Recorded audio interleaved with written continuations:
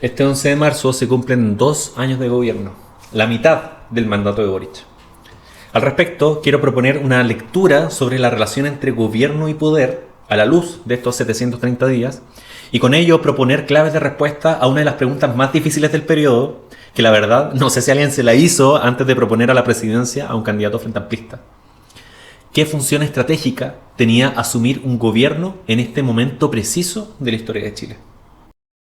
Todo gobierno de izquierda es posible solo por un excepcional error de la Matrix. O dicho de un modo más elegante, para que las izquierdas sean gobierno, tiene que haber un quiebre en el pacto de régimen que sostiene la hegemonía de un sistema. Por ejemplo, el pacto político-económico en Chile, entre las antiguas Concertación y Alianza por Chile, cuya hegemonía se fue quebrando aceleradamente post-2011 hasta alcanzar su epítome en el periodo 2019-2021. Todo gobierno de izquierda entonces es excepcional. Y como excepcional es su llegada a la presidencia, excepcional es también la oportunidad de acceder a una cuota del poder. Enfatizo esto último, que por más obvio que sea, no está de más la insistencia.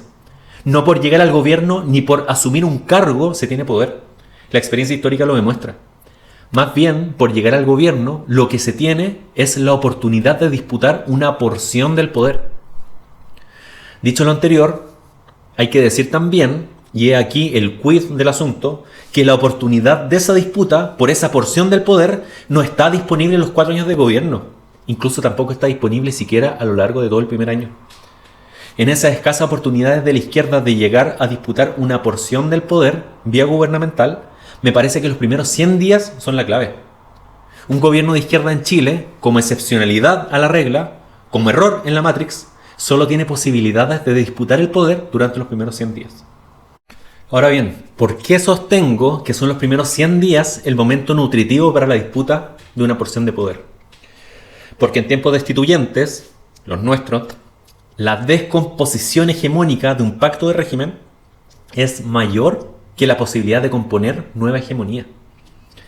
El descrédito social es mayor a la posibilidad del crédito. El desencanto político supera con creces las capacidades para encantar.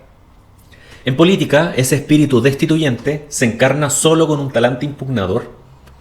Boric candidato, por ejemplo, impugna al pacto de régimen de los últimos 30 años y un 55% del electorado lo legitima para proponer desde la presidencia de la República una alternativa al pacto de régimen impugnado.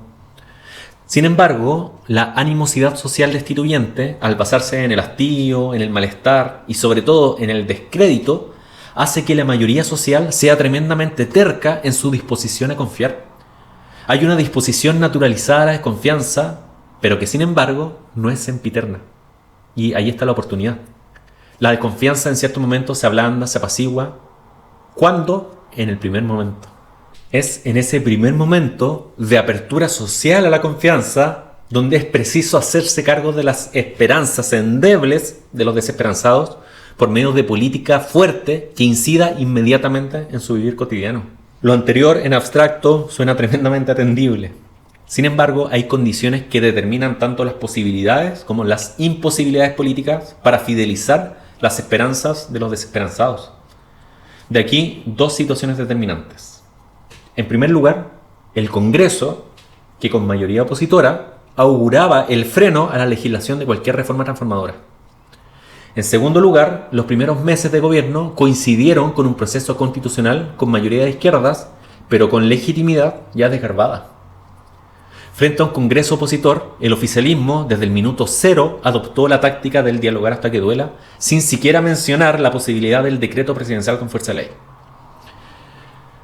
El asunto es que la estrategia del diálogo y el acuerdo, cuando se vuelve un valor en sí mismo y no una función táctica dentro de una estrategia transformadora, termina por desentenderse de la disputa política, termina por enajenarla, siendo asumida, en este caso, exclusivamente por la Convención Constitucional. La disputa política entonces, abandonada por el gobierno, es transferida a sede exclusiva de la Convención.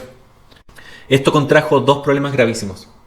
Primero, dejar la disputa política exclusivamente en una sede que se las ve con transformaciones de mediano y largo plazo, como lo es una convención, un consejo o una asamblea constituyente.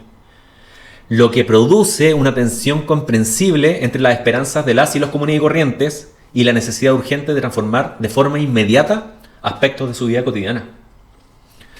Segundo, con la victoria del rechazo el 4 de septiembre y ya sin sede para la disputa política, los antagonismos políticos quedaron completamente desdibujados. Asunto que provocó, como lo argumenté en mi video ensayo anterior, que el Boric candidato, en calidad de impugnador, se convirtiera en el impugnado Boric presidente, a la vez que las derechas impugnadas de los últimos 30 años quedaran exoneradas para asumir el rol impugnador frente a este gobierno. Un gobierno lamentablemente asimilado, indiferenciado del pacto de régimen en descomposición e inocuo en términos de disputa política, que perdió la oportunidad excepcional de bregar por una cuota de poder cuando correspondía. Con todo lo anterior, puedo retomar entonces la pregunta del principio. ¿Qué función tenía una presidencia en el marco de una estrategia de transformación en este periodo preciso de la historia de Chile? Una función instituyente. Un gobierno transformador que coincide con un proceso constitucional también transformador, tiene que actuar de facto también como poder constituyente, en una relación virtuosa que engarce transformaciones de corto plazo, las gubernamentales, con las de mediano y largo plazo, principalmente las constitucionales. O es decir, realizar transformaciones que se perciban de forma inmediata en el vivir cotidiano de las y los comunes y corrientes, con tal de preambular las transformaciones de mediano y largo plazo propias de una nueva constitución. Generar certidumbre y certeza durante esos primeros 100 días en que la esperanza de los desesperanzados, como nunca, está abierta a darle una oportunidad a tu propuesta transformadora de mediano y largo plazo. Fidelizar la esperanza endeble de los frecuentemente desesperanzados, convertir la mayor cantidad de energía destituyente, la del desencanto, en energía instituyente transformadora. Pero el tiempo pasó. Este lunes 11 se cumplen 2 años de gobierno. 730 días. Y las oportunidades se despilfarraron. ¿Qué hacer en los 730 días que restan? Con muchísimas más incertezas que claridades, dejo abierta la pregunta.